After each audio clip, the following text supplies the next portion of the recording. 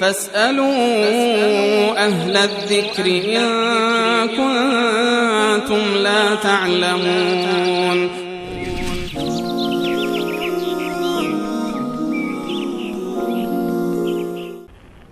بله سلام علیکم. وحید هستم از افغانستان. گپ می‌کنیم از شهر غزنی.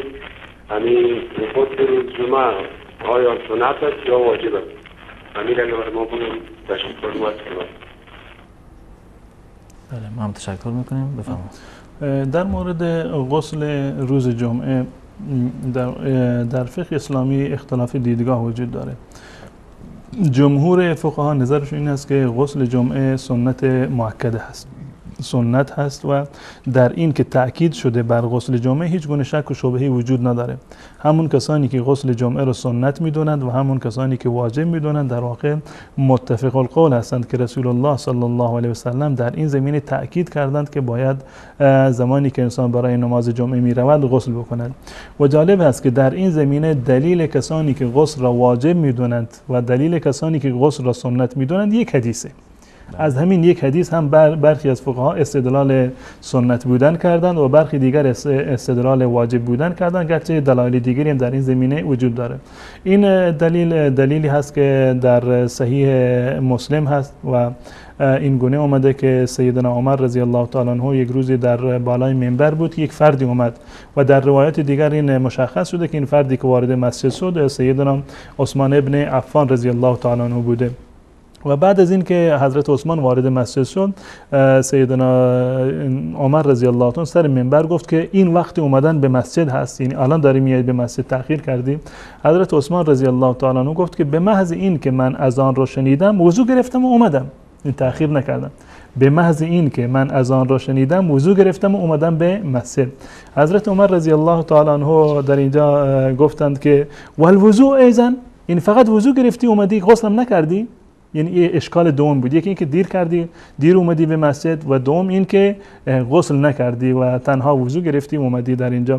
در همین روایت حضرت عمر رضی الله تعالی عنه میفرماند مگر نشنیدید که رسول الله صلی الله علیه و سلم فرمودند اذا جاء احدکم الى الجمعه فلیغتسل، اذا جاء احدكم الى الجمعه فليغتسل. این در صحیح بخاری و صحیح مسلم هم این روایت در واقع اومده که هر وقتی که کسی از شما به نماز جمعه رفتی پس باید غسل بکنید. این دستور از جانب رسول الله صلی الله علیه و سلم بوده. یک گروهی از علما گفتن چون که حضرت عثمان غسل نکرده بوده، تنها وضو گرفته بوده، پس بنابراین معلوم میشه که غسل کردن سنت هست و واجب نیست.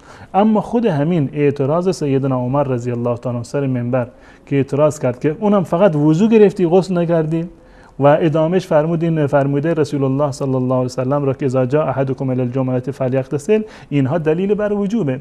اگر سیدنا عثمان رضی الله تعالی عنه صرفا یک سنتی رو ترک کرده بود، عمر به هیچ عنوان ایراد نمی گرفت. خود همین ایراد گرفتن دلیل بر این است که حتما غسل جمعه از دیدگاه سیدنا عمر و مجموع صحابه که حضور داشتند، حضرت عمر بر روی منبر این مطالب را اعلام میکرد، در واقع این دلیل بر این است که غسل جمعه از دیدگاه عموم صحابه هم در واقع واجب بوده. این دلیل متفق علیه است عرض کردم. و دلیل دیگری هم در این زمینه وجود دارد از حضرت ابو سعید خدری رضی الله تعالی عنه که رسول الله صلی الله علیه و سلم یک جمله شفافی رو در این زمینه فرمودند که غسل الجمعه واجب علی کل محتلم، غسل جمعه بر هر فرد بالغ واجب هست. این فرموده رسول الله صلی الله علیه و سلم کاملا صراحت داره در این که غسل جمعه در واقع واجب هست. پس بنابراین قول کسانی که و دیدگاه کسانی که معتقد هستند که غسل جمعه واجب هست قوی تر هست و در این زمینه احادیث صحیح و متعددی در این زمینه وجود دارد.